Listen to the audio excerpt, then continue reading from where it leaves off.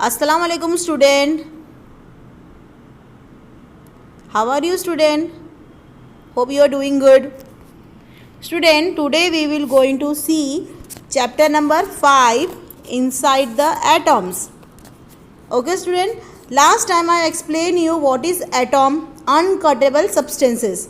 जो कट नहीं हो सकता, जो ख़त्म नहीं हो सकता, जिसको हम लोग क्या नहीं कर सकते, जिसको हम लोग पार्ट नहीं कर सकते, जिसको हम लोग ख़त्म नहीं कर सकते. अब एटॉम के अंदर क्या क्या होता है वो हम लोग पढ़ेंगे. ठीक है स्टूडेंट, आपके गवर्नमेंट ने जो सिलेबस डिडक्ट किया हुआ है, मतलब 25% सिलेबस जो माइनस करके आपको दिया हुआ है, उसमें कोई चैप्टर कैंसिल नहीं है. ठीक है, कोई चैप्टर कैंसिल नहीं किया है, बल्कि आपके साइंस के टेक्स्ट बुक में से जो भी can you tell, can you recall, try this, do you know और कुछ ऐसे जो बॉक्सेस आते हैं ना, वो डिलीट किया हुआ है. समझ में आ रही है बात? तो हमको चैप्टर्स पूरे पढ़ने हैं. ठीक है, तो स्टार्ट करते हैं. हमारा जो इनसाइड द एटॉम का चैप्टर जो है, we have seen that matter is made of molecules.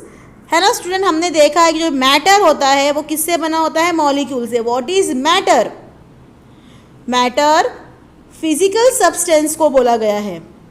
समझ में आया? जो एग्जिस्टेंस में होता है, फिजिकल सब्सटेंसेस. और मॉलिक्यूल्स किसको बोलते हैं? A group of atoms, okay, bonded together. जो भी एटॉम्स होते हैं, सारे एटॉम्स को एक ग्रुप में एक साथ जोड़े रखने वाले को हम क्या बोलेंगे? मॉलिक्यूल्स. ठीक है, हमने ये देखा है कि जो मैटर है, मतलब जो फिजिकल सब्सटेंसेस है, वो किससे बने हुए हैं? वो ग्रुप ऑफ एटॉम से बने हैं, मतलब मॉलिक्यूल से बने गए हैं. Molecules are formed from atoms. Effectively on atoms is smallest unit of matter. Molecule जो है वो किससे बने गए हैं? एटॉम से बने गए हैं. और इसका जो अफेक्ट है वो छोटे छोटे यूनिट्स, मतलब स्मॉलेस्ट यूनिट जो ऑफ मैटर जो एटॉम्स में है. ठीक है, an atom is smallest particle of an element which retains its chemical identity in all physical and chemical changes. जो एटॉम्स होते हैं वो छोटे पार्टिकल्स में होते हैं, मतलब छोटे छोटे छोटे क्या होते हैं? छोटे से पार्टिकल्स में होते हैं, मतलब छोटे से यूनिट में होते हैं. और उसकी जो एलिमेंट्स होते हैं, मतलब वो एटॉम्स के जो भी एलिमेंट्स होते हैं वो कंटिन्यू रहते हैं अपनी केमिकल आइडेंटिटी को बताने के लिए. किस में? फिजिकली भी और केमिकली भी वो चेंज होते हैं. अपने केमिकली जो एलिमेंट्स होते हैं उसको बरकरार रखने के लिए वो लोग अपने फिजिकल और केमिकल चेंजेस में करते हैं एटॉम्स. समझ में आया बेटा? इसके बाद स्टूडेंट, ये जो आपको टेबल दिया है ये आपको नहीं पढ़ना है. We have learn in the earliest standard that the smallest particle of atom of substances are molecules. हमने ये पिछले स्टैंडर्ड में पढ़ चुका है कि जो सबसे छोटे छोटे छोटे पार्टिकल्स होते हैं एटॉम्स के, वो मॉलिक्यूल्स बोले जाते हैं. Molecules are of few substance contain only one atom. Molecules क्या होते हैं? सिर्फ एक ही एटॉम को कंटेन करते हैं, लेकिन उसकी कुछ कुछ सब्सटेंसेस को लेके. Molecules are form by chemical of combination of atoms. Molecules कब बनते हैं?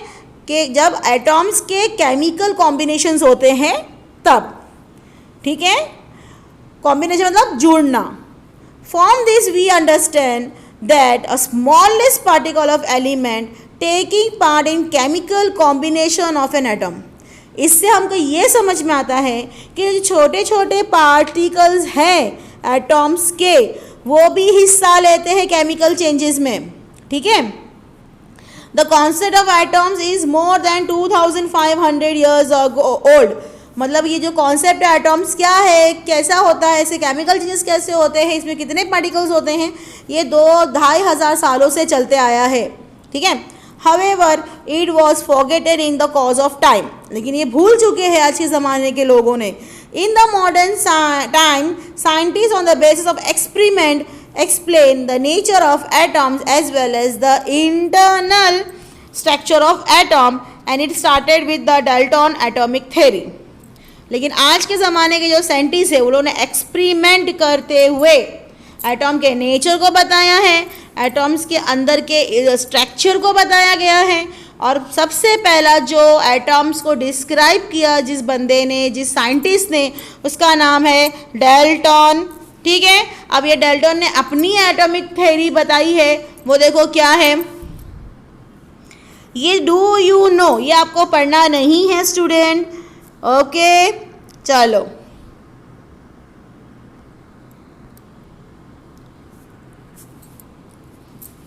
Dalton atomic theory. British scientist John Dalton put forth in 1803 AD. देखो ये ब्रिटिश साइंटिस्ट था, इसका नाम जॉन डाल्टन था और वो 1803 AD में उसने ये थ्योरी को बताया. He celebrated atomic theory. According to his theory, the matter is made of atoms. जो मैटर है, जो भी फिजिकल सब्सटेंसेस है, वो एक एटॉम से बने गए हैं और atoms are invisible and indestructible. मतलब जो एटॉम्स है वो हमको दिखेंगे नहीं और वो डिस्ट्रिक्ट मतलब वो बिल्कुल भी क्या होते हैं, बर्बाद नहीं होते हैं, उसको तबाह नहीं कर सकते. All atoms of an element are alike. सारे एटॉम्स के जो भी एलिमेंट्स है वो अनलाइक, अनलाइक मतलब एक जैसे हैं. समझ में आई बात. While different element have different atoms with different masses. अब जितने भी एलिमेंट्स हैं इसमें, ठीक है,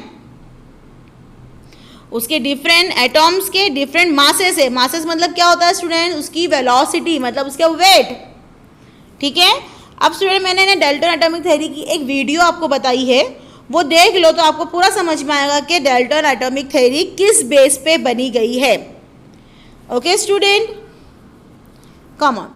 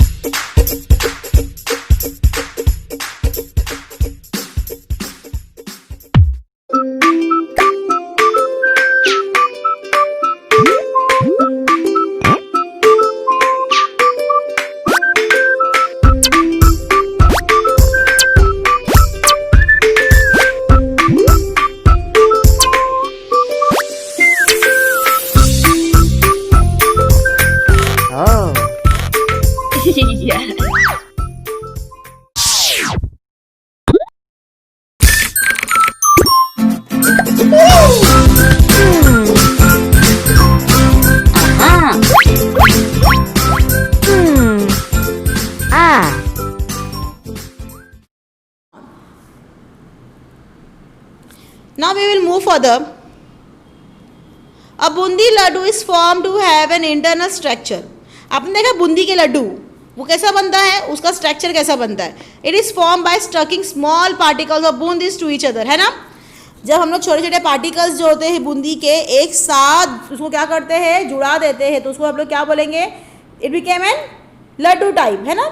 अब however the solid ball broadly speaking does not have any internal structure. अभी कोई सॉलिड बॉल जो है अगर उसको हमने वो ये तो नहीं बोलता ना कि उसके अंदर कोई स्ट्रक्चर है, ठीक है. The atoms of and describe by the Dalton turns out to be hard and solid sphere is no internal structure. अब डेल्टन थ्योरी ने ये बताया कि जो एटॉम्स है वो स्मॉल स्मॉल पार्टिकल्स को बनाते हुए हुआ है, वो इनविजिबल है, ठीक है. According to the Dalton atomic theory the mass is distributed uniformly in atom. जब उसकी कैपेसिटी है, जो वेट है, वो डेल्टन एटॉमिक थ्योरी क्या बता रही है, यूनिफॉर्मली डिस्ट्रीब्यूट. उसकी मास जो है एक जैसे सबके पास क्या किया गया है, डिस्ट्रीब्यूट किया गया है. Scientist J Thomson demonstrated experimentally that negative charge particles inside an atom have less mass 1800 times less than the hydrogen atom. लेकिन जब एक दूसरा साइंटिस्ट ने एनालाइज किया, उस साइंटिस्ट का नाम क्या बोला हुआ है, जे थॉम्सन. जब उसने एनालाइज किया, उसने स्टडी की एटॉम्स के बारे में, उसने ये बताया कि नेगेटिव चार्ज पार्टिकल्स जो होते हैं उस एटॉम्स के, उसके मास मतलब उसकी कैपेसिटी जो होती है वो 1800 से कम होती है. किससे कम होती है, हाइड्रोजन एटम से कम होती है, ठीक है.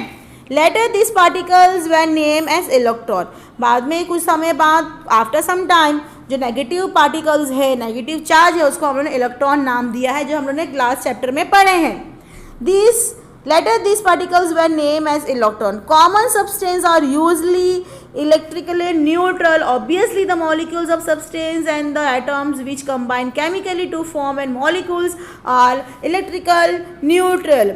अब जो भी हमारे कॉमन जो भी हमारे सब्सटेंसेस हैं न्यूट्रल है, ठीक है. और उसके मॉलिक्यूल सब्सटेंस भी क्या है, एटम्स के कंबाइन केमिकली हुए हैं, मतलब केमिकली कंबाइन होते हुए क्या कर रहे हैं, वो मॉलिक्यूल बना रहे हैं, और उसका नाम जो है इलेक्ट्रिकली न्यूट्रल दिया गया है. However, in an atom, electrical neutron is spirit of having negative charge electron in it.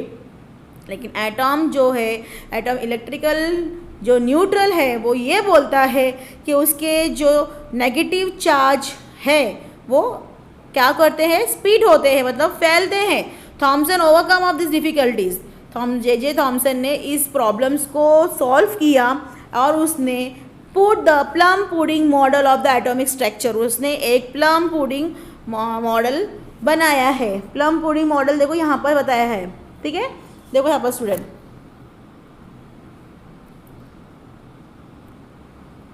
Thompson pudding model of atom, the plum pudding model. Pudding पता है ना स्टूडेंट्स किसको बोलते हैं? हाँ, कुछ भी जो ना वो सॉलिड होता है ना वो लिक्विड होता है, एक टाइप का एक बाउल में पुड होता है, ठीक है। प्लम पुडिंग के बारे में उसने एक मॉडल बनाया 1904 में, is the first model of atomic structure. According to this model the positive charge is distributed throughout the atoms and negatively charged electron are embedded in it। इसके हिसाब से जो पॉजिटिव चार्ज जो है वो पूरे एटॉम्स में है और नेगेटिव चार्ज जो है वो इम्बेडेड है। इम्बेडेड मतलब क्या होता है हमारे स्टूडेंट? फिक्स होते हैं, ठीक है, क्या होता है वो? फिक्स होता है।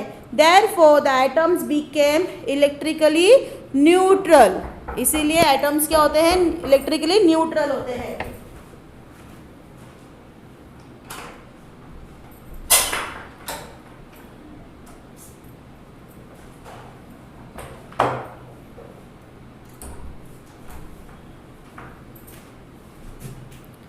ओके, आगे देखते हैं। Therefore atom become electrically neutral. Now student, next is that now next scientist Rutherford ने भी अपनी एक थ्योरी बताई है यहाँ पर।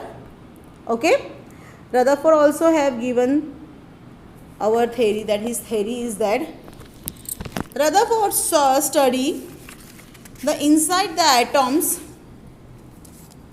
by his celebrating scattering the experiment and put the forth of the nuclear model of atom in 1911। Rutherford एक scientist है, उसने भी अपनी एटम्स के बारे अंदर क्या है उसके बारे में उसने स्टडी किया, ठीक है। अब उसने क्या किया है देखिए, Rutherford took an very thin gold foil, ठीक है, रदरफोर्ड ने भी एक थीन मालूम है ना, पतली सी गोल्ड फॉइल लिया है उसने, ठीक है, जिसका थिकनेस बोला हुआ है 10⁻⁻⁻. द बॉम्बेडेड मतलब अट्रैक्ट, हाँ, in it with the positive charge alpha particles emitted by the radio active element, ठीक है, एक अल्फा पार्टिकल्स उसने लगाया जिसमें रेडियो एक्टिव एलिमेंट्स होते हैं, ठीक है। He observed the path of alpha particles of means of fluorescent screen around the gold foil। उसने ना क्या किया स्टूडेंट, एक जो गोल्ड फॉइल है जो एकदम पतला है उसके पास ही है ना, एक क्या किया उसने, एक फ्लोरोसेंट मतलब एकदम ट्रांसपेरेंट बोल सकते हैं हम लोग, और एकदम मतलब पतला बोल सकते हैं, एक स्क्रीन लगा दिया उसने, ठीक है। It was expected that alpha rays would have reflected from the gold foil in the positive charge। जो भी अल्फा रेज उस गोल्ड फॉइल के पास जा रही है, रिफ्लेक्ट हो रही है, वो पॉजिटिव चार्ज है। Were evenly distributed inside the atoms, और वो पूरे एटम्स में एक जैसी क्या की गई है स्टूडेंट, डिस्ट्रीब्यूट की गई है। Okay, unexpectedly most of the alpha particles went straight through the foil. ये देखा गया कि जो अल्फा पार्टिकल्स है वो क्या कर रही है, फॉइल के एक जैसे स्ट्रेट लाइन में वो रिफ्लेक्ट कर रही है, और small number of alpha particle gate reflected. Deflected मतलब उल्टा आना, हाँ, उस रिफ्लेक्टेड मतलब क्या होना, उसके पास जाना, पूरा उसको फॉइल के आसपास जाके रिफ्लेक्ट करना, और डिफ्लेक्टेड मतलब क्या, उल्टा आ जाना। तो कुछ ऐसे जो पार्टिकल्स है वो जो क्या हुए हैं, वो डिफ्लेक्टेड हुए हैं, ठीक है, from the original path of the small angles, and still the smaller number of alpha particles get deflected through the larger angle, and Surprisingly, one alpha particles out 20,000 bounced back in the direction opposite to the original path. देखो क्या बोला student कि जो उसके alpha small particles जो थे, alpha particles, ठीक है ना, small number of alpha particles जो थे वो डिफ्लेक्टेड हुए, मतलब वो उल्टा आ गए, एक लार्ज एंगल उन्होंने बना दिया, एक बड़ा सा एंगल बना दिया। अच्छा, वो कितने बार रिफ्लेक्ट हुए, मतलब 20,000 बैक वापस वो क्या हो गए, अपोजिट डायरेक्शन में वो लोग रिफ्लेक्ट कर दिए, ठीक है, अल्फ़ा रेज ने। सी स्टूडेंट, यहाँ पर उसका ना आपको ये दिया गया, देखो ये डायग्राम में आपको बताया गया है, ठीक है।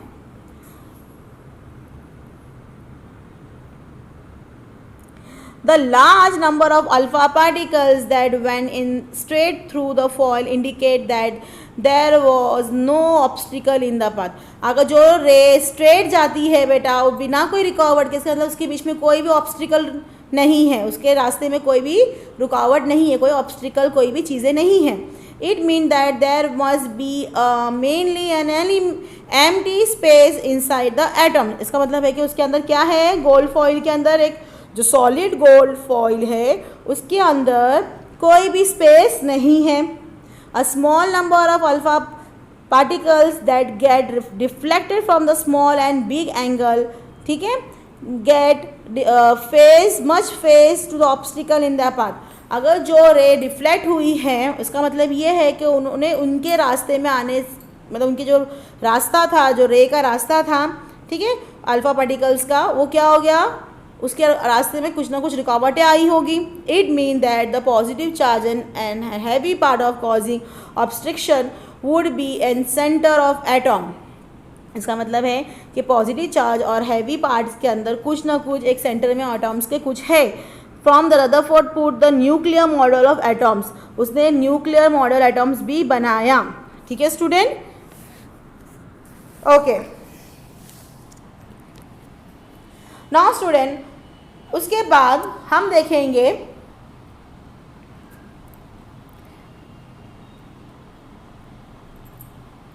an established law of physics and the electrical charges body is involving in the circular body circular orbit is energy decreases. जब भी कोई भी चार्ज जो है वो सर्कुलर रिवॉल्व करता है तो उसकी जो एनर्जी है वो क्या होती है, कम हो जाती है। According to the law the atom describe in the Rutherford model turns out the unstable. क्या बोला गया है कि जो भी रदरफोर्ड के मॉडल्स है जो उसने डिस्क्राइब किया एटम्स के लॉ को, वो अनस्टेबल है। In reality however all atoms and except all radioactive atoms are stable. This shortcoming of Rutherford atomic model was removed by the atomic model put forth by the Niels Bohr in the year 1913, ठीक है। अब बता ये हुआ कि जो भी Rutherford ने जो भी एक्सपेरिमेंट दिया, ठीक है, वो भी अनस्टेबल है। अब उसने रेडियो एक्टिव के बारे में बताया, उसने फिर ये भी बताया कि जो उसकी एनर्जीज पावर्स है वो डिफरेंट, मीन्स बहुत सारे जो चीज़ें थी वो क्लियर नहीं होने के बाद एक नया साइंटिस्ट था नील्स बोर ने, उसने भी 1913 को एक और अपना एटॉमिक थ्योरी बताई, ठीक है। सुनिए, मैंने इसमें ना वीडियो दिया है आपको एक रदरफोर्ड का, आप उसको देखेंगे तो आपको क्लियर समझ में आएगा कि एटॉमिक जो रदरफोर्ड की थ्योरी है वो किस बारे में थी और वो कैसी थी।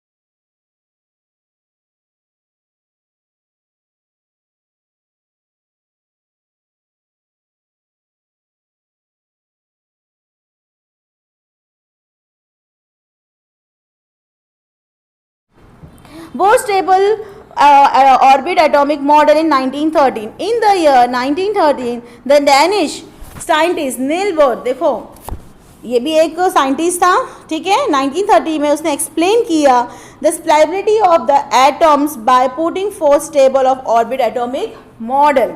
The important postulate the Bohr of an atoms models are follow. अब देखो ये जो डैनिश नील्स बोर, उसने भी जो अपनी जो एटॉमिक मॉडल्स हैं जो ऑर्बिट को लेके उसने जो बताया है, वो ये बोलता है कि आपको उसकी थ्योरी पे सजेस्ट करना ही है, आपको उसकी थ्योरी पे भरोसा करना है. पहले पॉइंट पे क्या बोला है, the electron revolving around the atom nucleus lie in the concentric circular orbit of the certain district of the nucleus. जो भी इलेक्ट्रॉन है, जो नेगेटिव चार्ज पार्टिकल्स जो है एटम की न्यूक्लियर के आसपास रिवॉल्व करते हैं, वो कॉन्सेंट्रिक है. कॉन्सेंट्रिक मतलब किसको बोलते हैं कि वो एक कंप्लीट सर्कल या फिर क्या बोलते हैं आर्क में क्या करते हैं, वो रिवॉल्व करते हैं. और हर टाइम में जब वो रिवॉल्व करते हैं, वो एक एक एलिमेंट्स जो है अल्फा जो इलेक्ट्रॉनिक जो उनके रिवॉल्विंग है इलेक्ट्रॉन्स, वो एक पर्टिकुलर डिस्टेंस पे रिवॉल्व करते हैं. समझ में आ रहा है? क्या करते हैं वो लोग, एक पर्टिकुलर डिस्टेंस में रिवॉल्व करते हैं. ठीक है, चलो जब हम नेक्स्ट देखते हैं.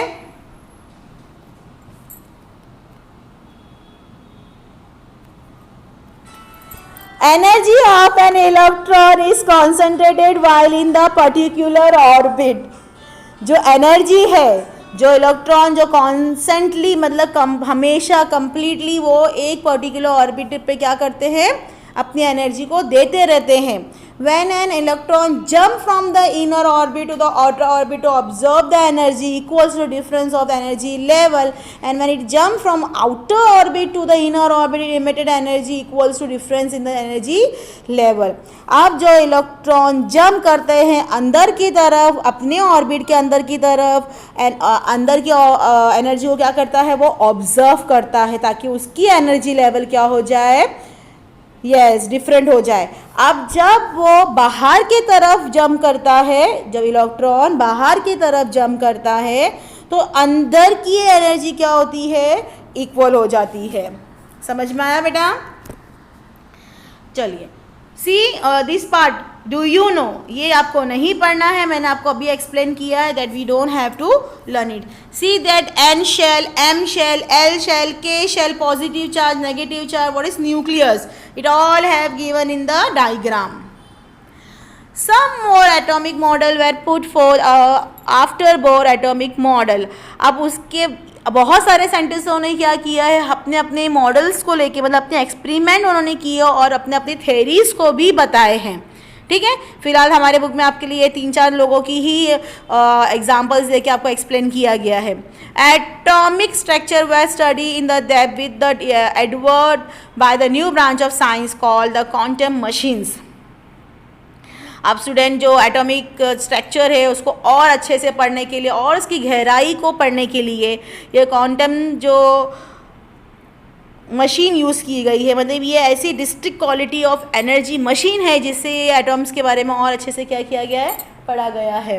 Okay, with all though some well expected the fundamental principle of atomic structure are as follows.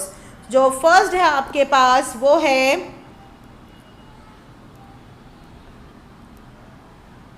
Atomic structure.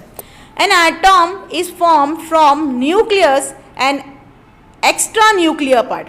जो एटम्स है वो न्यूक्लियस से बना गया है और एक्स्ट्रा न्यूक्लियर पार्ट से बना गया है. न्यूक्लियस क्या होता है, centre and most important part of the orbit. कोई भी ऑब्जेक्ट का जो सेंटर या फिर मोस्ट इंपॉर्टेंट पार्ट होता है उसको हम लोग क्या बोलेंगे, न्यूक्लियस बोलेंगे. What is nucleus? An atom, the atomic nucleus is positively charge. जो एटम न्यूक्लियस है वो क्या है, पॉजिटिवली चार्ज है. and almost entire mass of the atom is concentrated in the nucleus. ये बोला गया है कि जितने भी इसके पॉजिटिव चार्ज है एटॉम्स के, ये एंटायर कहाँ पर कॉन्सेंट्रेट करते हैं, न्यूक्लियस पे. जिस जितने भी मास हैं एटॉम्स के वो सबसे ज़्यादा कॉन्सेंट्रेट कहाँ करते हैं, न्यूक्लियस पे करते हैं। समझ में आया, मतलब सेंटर या फिर ऐसा इंपॉर्टेंट पार्ट जो ऑब्जेक्ट का होता है। The nucleus contain two type of sub atomic particles together called nucleon. ठीक है स्टूडेंट, न्यूक्लियन मतलब प्रोटॉन और न्यूट्रॉन को मिला के बनता है। ठीक है, proton and neutron are all two types of nucleon. चलो, what is proton? Proton is positively charge sub atomic particles in the atomic nucleus. Proton किसको बोलते हैं? Proton positively charge sub atomic particles को बोलते हैं जो एटॉमिक न्यूक्लियस में होता है। Positive charge of nucleus is due to the proton in it. Positive charge क्यों बनता है? क्योंकि उसके अंदर क्या है? प्रोटॉन है। Proton is represented by the symbol P। Proton represent करते हैं कौन से सिंबल से? स्मॉल p है स्टूडेंट यहाँ लिखा हुआ। Each proton carries positive charge of, yes ये पॉजिटिव LV क्या बोलते हैं? LV मतलब पॉजिटिव चार्ज होता है। समझ में आया? When the total positive charge on the nucleus is express in the unit E। और जितने भी पॉजिटिव चार्जेस है, ठीक है, जितने भी हमारे पास पॉजिटिव न्यूक्लियस चार्जेस है उसके यूनिट E से बनते हैं। It magnitude is equals to the number of proton in the nucleus. The new number of proton in the nucleus of an atom is atomic number that element and in the donated by the Z. Mass of one proton is approximate 1 U मतलब 1 dalton। Student देखो यहाँ जो जितने भी protons होते हैं, जितने भी नंबर ऑफ प्रोटॉन्स जो न्यूक्लियस में होते हैं, ठीक है, उस और उसके एटॉमिक नंबर जो उसके एलिमेंट्स होते हैं उसको हम लोग Z से इंडिकेट करते हैं। और एक मास जो होता है प्रोटॉन का वो 1 U मतलब 1 डेल्टॉन होता है। समझ में आया? ये याद रखना। और एक मास ऑफ हाइड्रोजन एटम का कितना होता है? Again 1 Dalton. 1 U मतलब 1 Dalton. Now we will going to learn neutron. Neutron donated by the P। ठीक है, neutron is an electrical neutral sub atomic particles. Neutron क्या होते हैं? इलेक्ट्रिकली न्यूट्रल होते हैं। ठीक है, it donated by the N। ठीक है, the number of neutron is nuclear is donated by the N। जो भी इसके न्यूट्रल नंबर ऑफ न्यूट्रॉन होते हैं उसको हम लोग कौन से सिंबल से बताते हैं? N से, capital N। Okay, the atomic nuclei of all the elements except the hydrogen with the atomic mass LU मतलब 1 डेल्टॉन कंटेन न्यूट्रॉन। इसके जितने भी एटॉमिक न्यूक्ली होती है, जितने भी एलिमेंट्स होते हैं हाइड्रोजन छोड़कर, वो हर एक मास के पास 1 डेल्टॉन होता है। Contain the mass of the neutron is approximately 1 Dalton which almost equals to 1 proton. ठीक है बेटा, चलो एक्स्ट्रा न्यूक्लियर पार्ट देखते हैं। The extra nuclear part in the atomic structure includes electron revolving around the nucleus and empty space is between the nucleus and the electron। देखो जितने भी extra nuclear part होते हैं एटॉमिक स्ट्रक्चर के, वो हम उसको इलेक्ट्रॉन को भी इंक्लूड करते हैं। ठीक है, जो न्यूक्लियस के क्या करते हैं? आसपास रिवॉल्व करते हैं। और एम्प्टी स्पेस के बीच में वो न्यूक्लियर एंड इलेक्ट्रॉन होते हैं। Okay, now student, now we are going to learn what is electron. और इलेक्ट्रॉन हमेशा बेटा, यस मैंने पहले ही बताया था, इलेक्ट्रॉन हमेशा नेगेटिव होता है। और ये देखो यहाँ पर बताया गया है सिंबल E माइनस, मतलब जो उसका सिंबल है वो E होता है, वो नेगेटिव चार्ज होता है। यहाँ पर बोला हुआ electron is a negative charge atomic particles, sub atomic particles, it donated by the symbol E minus.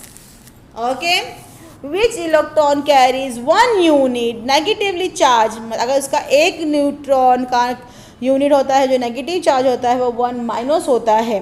Mass of electron is 1800 times less than the hydrogen atoms. Electron के जो मास होते हैं वो 1800 लेस होते हैं हाइड्रोजन से, ये हमने पहले भी पढ़े हैं। Therefore the mass of electron can be treated as negligible. ठीक है, इलेक्ट्रॉन के जो मास होते हैं हम लोग उसको निग्लेक्ट करते हैं mostly. Okay student, Electron is an extra nuclear part revolves in the district orbit around the nucleus. Nucleus के आसपास जो रिवॉल्व करता है वो इलेक्ट्रॉन होता है, और इलेक्ट्रॉन अपने एक डिस्ट्रिक्ट, मतलब बताया गया ना, एक बराबर जगहों पे, कहीं पर आगे पीछे नहीं, एक जहाँ पर वो है वहाँ पर से ही वो रिवॉल्व करता है. The orbit being three dimensional in the nature. ठीक है, the term shell is used instead of orbit. अभी ऑर्बिट को घड़ी घड़ी बोलने पर शेल भी बोलते हैं.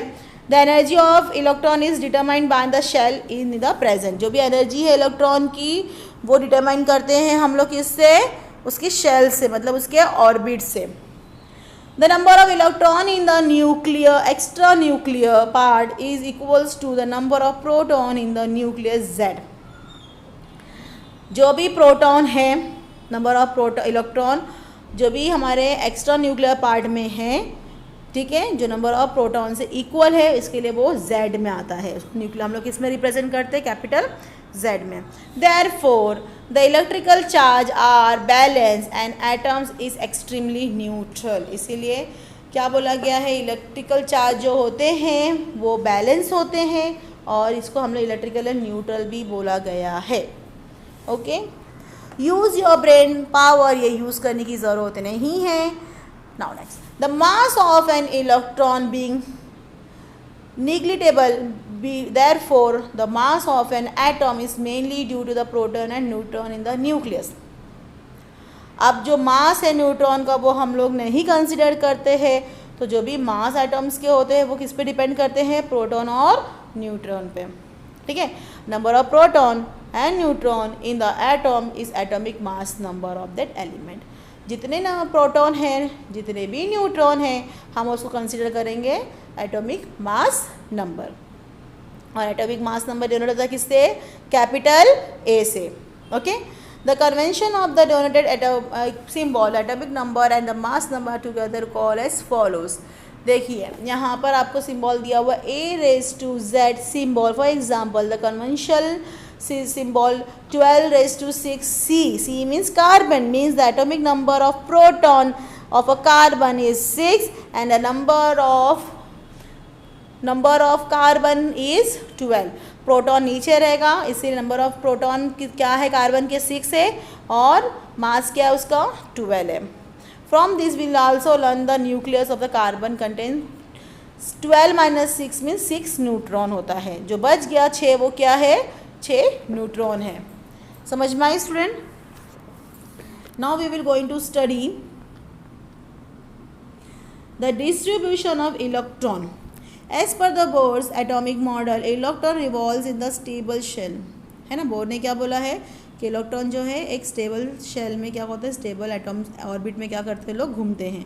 This shall have an definite energy. है ना, ये ऑर्बिट जो है, ये जो शेल है वो उनके पास क्या है, डेफिनेट एनर्जी है. The shell nearest to the nucleus is called an first shell. जो सबसे नज़दीक शेल के है उसको हम लोग क्या बोलेंगे, फर्स्ट शेल बोलेंगे. The next shell is called an second. जो भी नेक्स्ट आएगा वो नेक्स्ट करके क्या होगा, वो अलग अलग अपने अपने शेल्स बनते रहे, मतलब 1 नंबर 2 नंबर 3 नंबर 4 ऐसे शेल्स बनेंगे. The symbol N is use for ordinal number of shell. ठीक है, the shell are refer to symbol K, L, M, N etcetera corresponding to the ordinal number N 1 2 3 4.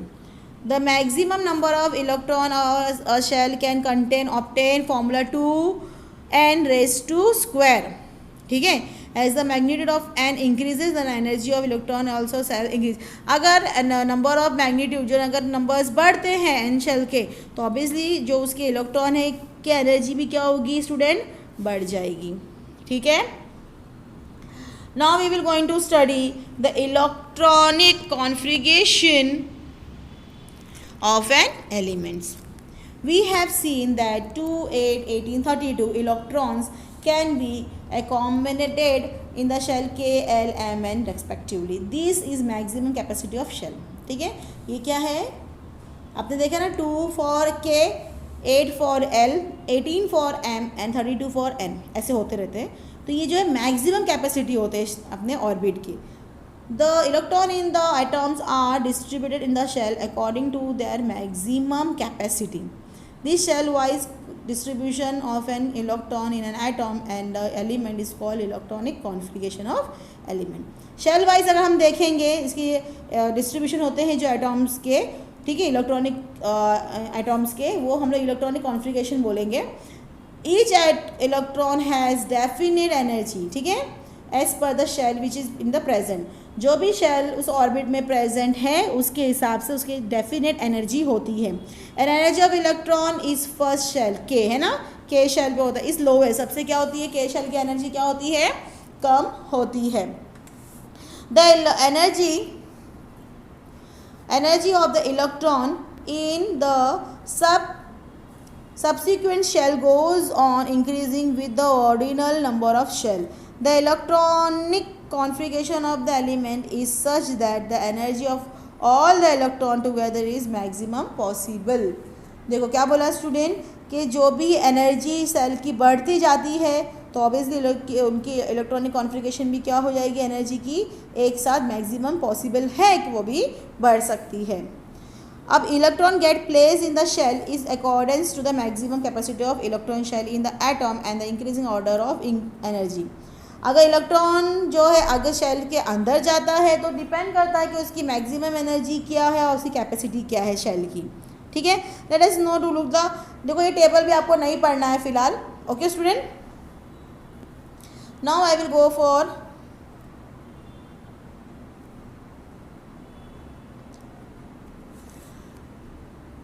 valency and electronic configuration. We have seen the last chapter the valency means, okay, a number of chemical bonded formed by the atom. हमने last chapter में पढ़ा कि valency कैसी बनती है और chemical bonded कैसे होते हैं. We also study generally valency of element remain constant in the compounds. हमने ये भी देखा है कि वैलेंसी जो होती है वो क्या होती है, कांस्टेंट रहती है. Hydrogen, helium, carbon, neon, sodium. Hydrogen H होता है, हीलियम क्या होता है, He होता है, carbon is represented by the C, it is molecule formula, neon Ne and sodium Na. समझ में आए student?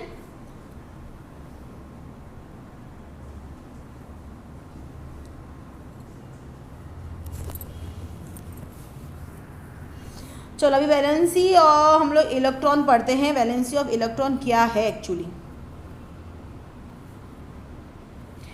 It can seen that the valency of electron of an atom is related to the number of valences electron in the atoms. ठीक है, जो भी valency होती है electron की, ठीक है स्टूडेंट, वो रिलेटेड करता है कि उसके एटॉम, इलेक्ट्रॉन एटम्स की वैलेंसी क्या है.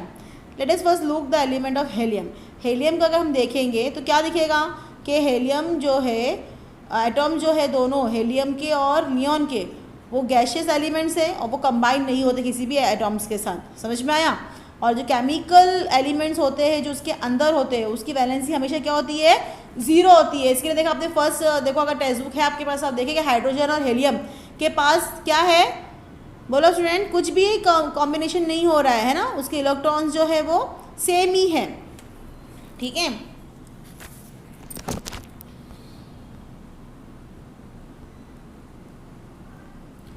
Helium atoms consist 2 electron which are agglomerated in the first cell.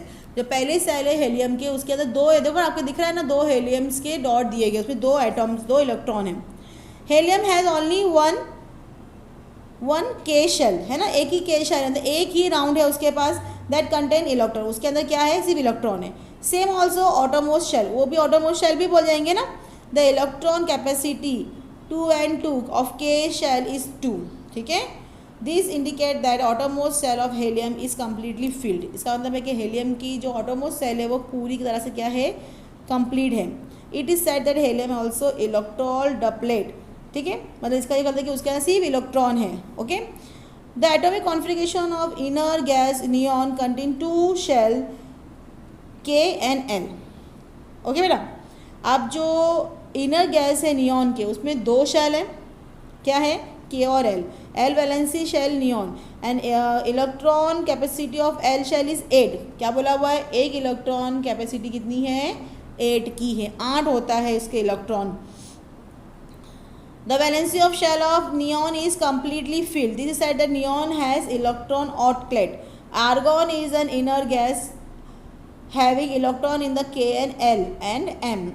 The electron capacity of M shell is 2 into 3 raised to 2 is equal to 18. Argon एक gas होता है जो किसके अंदर होता है बेटा? यस, नियॉन के अंदर है, और नियॉन की आउटरमोस्ट ऑर्बिट में 8 इलेक्ट्रॉन ऑर्बिट में घूमते रहते हैं। ठीक है स्टूडेंट, तो इसका मतलब ये है कि जो 8 इलेक्ट्रॉन हैं वैलेंसेस इन द इंसर gases, it is an electron octet, उसको हम लोग क्या बोलेंगे? Electron octet. From this understood that valency is zero, इसका मतलब क्या? वैलेंसी क्या है? ज़ीरो है व्हेन इलेक्ट्रॉन ऑकलेट और doublet is complete. The electronic configuration of the element other than the inner gases show that they do not have electron ऑकलेट और electron ऑकलेट are incomplete.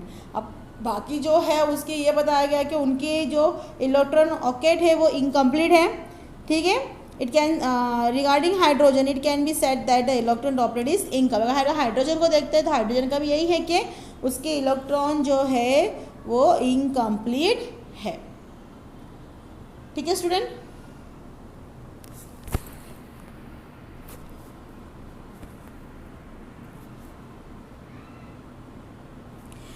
atom of an element expected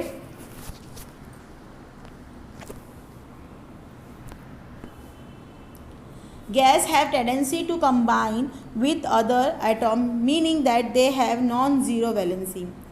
जो भी atoms के elements हैं जो inner gas के tendency से combine करता है कोई भी अदर एटम्स के साथ, इसका मतलब ये है कि उसकी वैलेंसी क्या है? नॉन ज़ीरो है। You have seen that the formula of molecule formed by the combination of hydrogen। Hydrogen का फॉर्मूला बना ना H2 मतलब HCl, that valency of hydrogen is 1 है ना। वैलेंसी ऑफ हाइड्रोजन क्या है? उसकी 1 है, और इलेक्ट्रॉनिक कॉन्फिगरेशन शो क्या करता है? 1 इलेक्ट्रॉन करता है। समझ में आया? The number of 1 match with the valency of hydrogen which is also 1 more than we learned that electron configuration of sodium 281 has 1 electron in a valence cell and valency of sodium is also 1 as seen from the molecular formula of NaCl and NaCH etc। देखो student, जो भी हमारे पास जो electron configuration जो भी बनता है, मतलब ये किस तरीके से इसके फॉर्मूले बनते हैं और इसमें कितना हाइड्रोजन, कितने इलेक्ट्रॉन्स, क्या क्या होते हैं। सोडियम के बारे में बोला है 281 जो उसकी वैलेंसी है, उसकी वैलेंसी 1 होती है। ठीक है, उसी तरीके से अगर हमने देखा कि जो भी हमने फॉर्मूले पढ़े बताए कि है हमारे पास, ठीक है, जैसे इन्हें सोडियम का NaCl है और NaH, इसका मतलब क्या है कि इनके जो इनके पास जो वैलेंसी है वो कितनी है? सिर्फ 1 की वैलेंसी है। ठीक है, it means that there is some relation between valency and element and number of electron in the valence. इसका मतलब बोला जाता है कि इन वैलेंसी और जो इलेक्ट्रॉन वैलेंसी जो है उसके अंदर कुछ ना कुछ रिलेशन है। ठीक है, क्योंकि इनकी वैलेंसी हमेशा 1 ही दिखा रही है। हाँ, चलो, तो following tables 5.9 show the molecule formula. देखिए ये जो है ये मॉलिक्यूल फार्मूला बता रहा है किस तरीके से आपको करना है। ठीक है, ये भी मोस्टली आपको मतलब कमी है कि स्कूल में आपको करवाया जाएगा, लेकिन ये बहुत इंपॉर्टेंट है। Now we will go for the next topic.